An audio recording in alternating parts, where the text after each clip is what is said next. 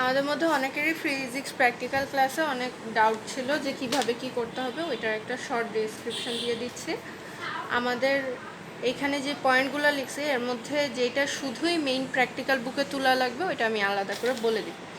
পরীক্ষণের নাম, তত্ত্ব, প্রয়োজনীয় যন্ত্রপাতি, এই তিনটা জিনিস পুরাপুরি প্র্যাকটিক্যাল বইয়েও মেন বুকেও তুলতে হবে, রাফ খাতাতেও তোলা লাগবে আমাদের। তারপরে পয়েন্ট 4-এর যন্ত্রপাতির ব্যবহার ও উপাত্ত সংগ্রহ। এইখানে এইটার শুধু আমরা এই হেডলাইনটা, যন্ত্রপাতির ব্যবহার ও উপাত্তসমূহ হেডলাইনটা খালি আমরা দেব। এই হেডলাইনটা শুধু রাফ খাতাতে তুলব। তোলার পরে একটা ছক আছে, ওই ছকটা আমরা ছকের ভিতরে যা ইনফরমেশন আছে ওইটা তুলব না, কিন্তু ওই রকম ছক এঁকে নিয়ে আসব। এখন যন্ত্রপাতির ব্যবহার ও উপাত্ত সংগ্রহ আমরা শুধু হেডলাইনটা এইটুকু হেডলাইন লিখে নেক্সটে ছকটা আঁকবো, কিন্তু প্র্যাকটিক্যাল মেইন বুকে আমরা এইটা লিখে আমাদের প্র্যাকটিক্যালের যে বই এটার মধ্যে যেই পয়েন্টগুলো দেওয়া আছে ওইগুলো সহ তুলতে হবে। রাফ খাতাতে শুধু এই হেডলাইনটা দিলেই হবে। তারপরে ছকটা আঁকতে হবে। ছকটা অবশ্যই পেন দিয়ে আঁকা লাগবে, মাস্ট বি এটা পেন দিয়ে আঁকতে হবে এবং কালো পেন ইউজ করতে হবে। প্র্যাকটিক্যাল বই হোক আর রাফ বই হোক, দুইটার মধ্যে একটাতেও কালার পেন ইউজ করা যাবে না। তারপরে আসে হিসাব ও বিশ্লেষণ, পয়েন্ট 5।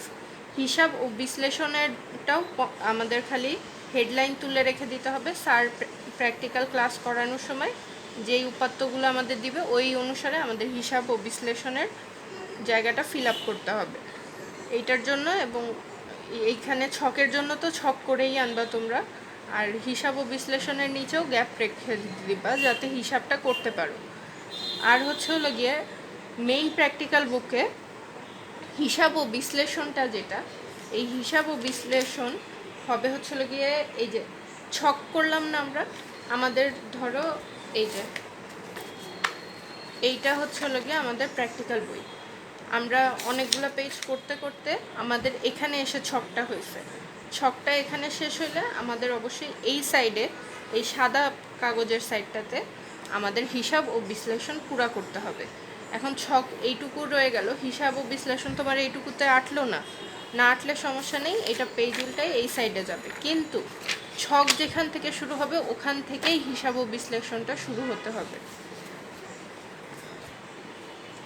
হিসাব ও বিশ্লেষণ মাস্ট বি এই ছকের বাম সাইডে, ছক এর বাম সাইডে। ওকে, তারপরে আসে ব্যাখ্যা সহ ফলাফল উপস্থাপন। ব্যাখ্যা সহ ফলাফল উপস্থাপনটা স্যার আমাদের বলে দিয়েছে যে 3 প্যারা করে লিখতে। ব্যাখ্যা সহ ফলাফল উপস্থাপনটা 3 প্যারা করে দিতে, এবং এটা 3 প্যারা করে দিতে আমাদের বইয়ে যেমন আছে ওই রকম করতে স্যার মানা করছে। 3 প্যারা আমাদের এইরকম করতে হবে, প্রথম প্যারা, দ্বিতীয় প্যারা, তৃতীয় প্যারা। আমি প্যারা 3টা তোমাদের জন্য লিখে দিছি। প্রথম প্যারা এবং তৃতীয় প্যারা মানে ফার্স্ট এবং থার্ড, এই 2টা প্যারা তোমরা আমারটা দেখেই লিখতে পারো। সেকেন্ড প্যারাটা সবাইকে নিজের বানাইতে হবে। ফার্স্ট প্যারাতে বলছে আমাকে একটি স্প্রিং ধ্রুবক নির্ণয় করতে বলা হয়েছে। আমি প্রদত্ত স্প্রিংয়ের স্প্রিং শুট নির্ণয় করেছি। পরীক্ষণ হতে আমার প্রাপ্ত মান এত এবং গ্রাফ হতে আমার প্রাপ্ত মান এত, কিন্তু উক্ত পরীক্ষণের সঠিক মান এত, কিন্তু কিন্তু না, 2 মানে সামান্য পার্থক্য রয়েছে। এই আমার ফার্স্ট প্যারা শেষ। ফার্স্ট প্যারাতে এর চেয়ে বেশি কিছু লেখা লাগবে না।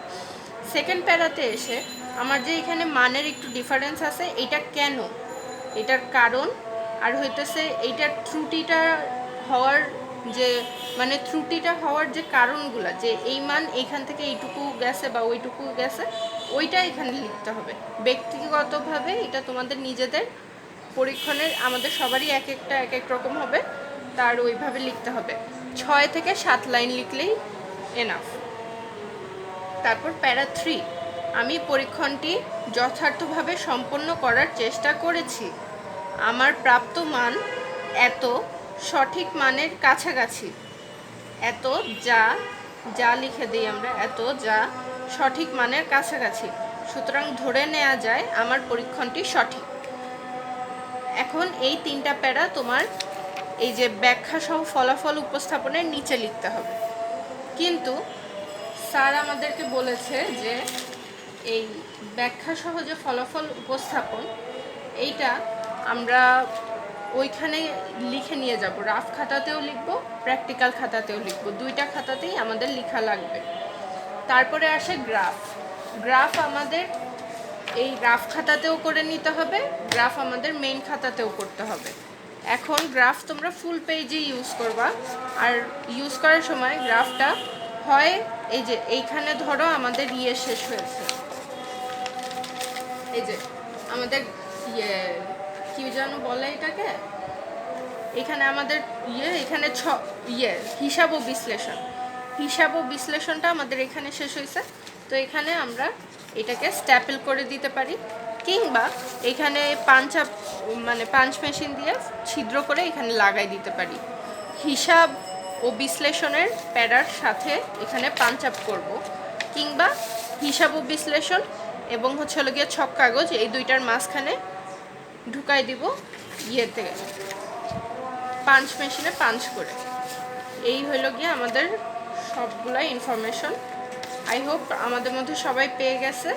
আর হলো গিয়ে এই ব্যবহারিক যে পদার্থবিজ্ঞান খাতা, এইটার বিকল্প পদ্ধতি লেখা পার্ট আছে, এটা হলো গিয়ে পৃষ্ঠা 69 এটার শুরু হবে, এবং এইটা হলো গিয়ে পৃষ্ঠা 72 শেষের দিক পর্যন্ত